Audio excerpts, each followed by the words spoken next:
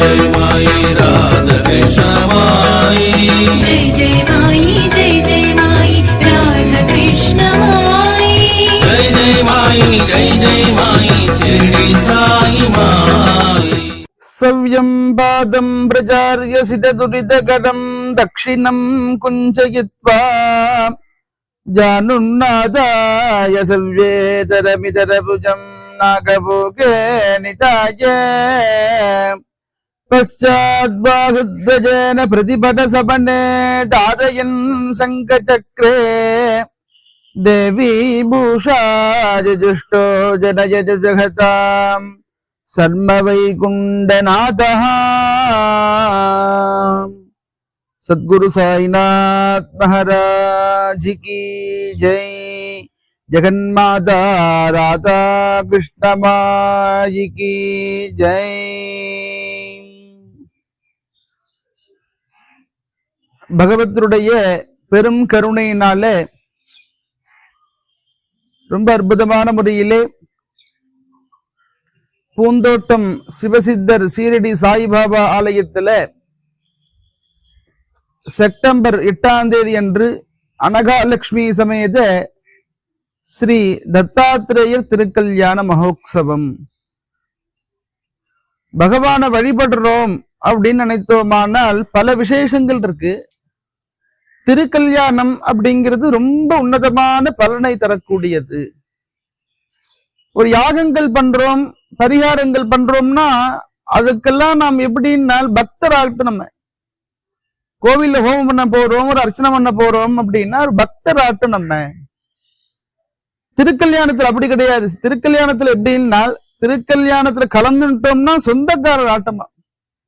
அனகாலட்சுமியோடைய குடும்பத்தாரா எல்லாரும், அதனால பெண் வீட்டுக்காரா எல்லாரும், இதுல கலந்துக்கிறவா எல்லாருமே பெண் வீட்டுக்காராளாக சேர்ந்துருவார்கள். அதனால ரொம்ப அற்புதமான முறையில செப்டம்பர் 8ஆம் தேதி ஞாயிற்றுக்கிழமை மாலை 4 மணி அளவிலே ரொம்ப அற்புதமான முறையில சீர்வரிசை, கல்யாணத்துக்காக சீர்வரிசை.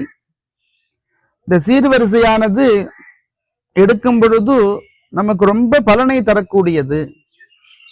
எல்லாரும் சீர்வரிசை எடுக்கலாம் கல்யாணத்துக்காக.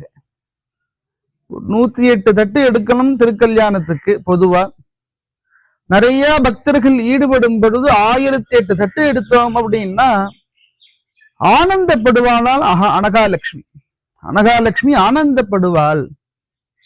நித்தியமா நமக்கு எல்லா விதமான காரியங்களும் ஜெயம் பண்ணி கொடுப்பாள். மகாலட்சுமி தானே, சாட்சாத் மகாலட்சுமி ஸ்வரூபிணி.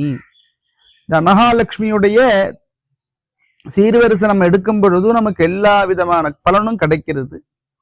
சீர்வரிசை எடுத்து சங்கல்பம், திருக்கல்யாணத்துல எல்லாருக்கும் சங்கல்பம். இந்த திருக்கல்யாணம், தத்தாத்திரேய திருக்கல்யாணத்தை எடுத்து நடத்தக்கூடியவர் ஸ்ரீனிவாசம் மற்றும் ஸ்ரீஹரி குடும்பத்தினர் பெங்களூர். அப்பாதான் இத ரொம்ப ஈடுபாடோட பண்ணணும் அப்படின்னு ஆசைப்பட்டு திருக்கல்யாணத்தை தத்தாத்திரேயருக்கும் அனகாலட்சுமிக்கும் திருக்கல்யாணத்தை பண்ணி பார்க்கணும் அப்படின்னு ஆசைப்பட்டவா குடும்பத்தினர். அதனால பல இடங்கள் பார்த்து நம்மளுடைய பூந்தோட்டம் பாபா ஆலயத்துல பண்ணணும் அப்படின்னு ஆசைப்பட்டு நடக்கிறது இந்த திருக்கல்யாண சங்கல்பம். அதனை தொடர்ந்து மாலை மாத்தக்கூடிய வைபவம். திருக்கல்யாணத்துல ரொம்ப விசேஷம் மாலை மாத்துறது அப்படின்னு.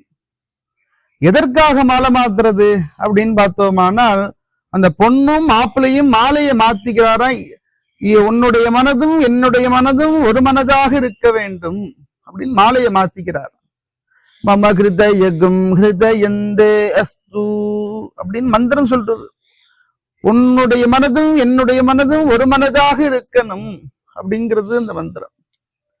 அதனால மாலையை மாத்திக்கிறாள். மாலை மாத்தி ஊஞ்சல்ல சுவாமி உட்கார வச்சு ஊஞ்சல்ல ஆற்றாள். சுவாமி அனகாலட்சுமி உட்கார வைக்கிறாளாம் ஊஞ்சல்ல. தத்தாத்திரேயர் ஆற்றாரான். அம்மா, அந்த ஊஞ்சல் எந்த அளவுக்கு முன்னோக்கி வரணுமோ அந்த அளவுக்கு பின்னோக்கி போகணும் அந்த ஊஞ்சல் அப்படிங்கிறாள். ஊஞ்சல் உட்கார வச்சு. வாழ்க்கையில சுகம்னு ஒண்ணு உண்டு, துக்கம்னு ஒண்ணு உண்டு. வாழ்க்கையில சுகம் மட்டும் நிரந்தரம் இல்லை, துக்கம் அப்பப்ப வந்து போயிட்டே இருக்கும். அது எப்படி எடுத்துக்கணும்னா, ஊஞ்சல் எந்த அளவுக்கு நீ முன்னாடி வருது, நீ சந்தோஷப்படுறியோ அந்த அளவுக்கு ஊஞ்சல் பின்னாடி போறது ஒன்னும். அப்பையும் சந்தோஷப்படணும், ஊஞ்சல்ல உட்கார வச்சு ஆட்டி சொல்றாள் அப்படின்னா. அப்பேற்பட்டவான ஊஞ்சல் சுவாமியுடைய புண்ணியாக வாச்சனம். அக்னி பகவான் சாட்சியா தான் கல்யாணம். அக்னி பகவானுக்குள்ள பூஜைகள், தொடர்ந்து பாலிகை நவதானியம் தரித்து பாலிகைக்காக உள்ள பூஜைகள்லாம் நடக்கும். அதனை தொடர்ந்து விசேஷமான வஸ்திரம் ஓதி கொடுத்தல். கல்யாணத்துல வஸ்திரம் ஓதி கொடுக்கிறது ரொம்ப விசேஷம். புடவை வேஷ்டி எல்லாரும் பெண் வீட்டு சார்பாக பிரார்த்தனை செய்து கொண்டு மாப்பிள்ளைக்கும் தத்தாத்திரேயருக்கும் அனகாலட்சுமிக்கும் புடவைய ஓதி கொடுத்து சுவாமிக்கு சாற்றி, தொடர்ந்து விசேஷமான திருமாங்கல்ய பூஜை, சுவாமிக்கு திருமாங்கல்ய தாரணம், திருக்கல்யாண மகோத்சவம்.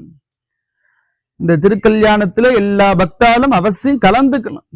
தத்தாத்திரேய திருக்கல்யாணம் எனக்கு தெரிஞ்சு தமிழ்நாட்டுல எங்க நடந்திருக்குன்னு தெரியல. எனக்கு தெரிஞ்சு பூந்தோட்டத்துல தான் நடக்க போறது.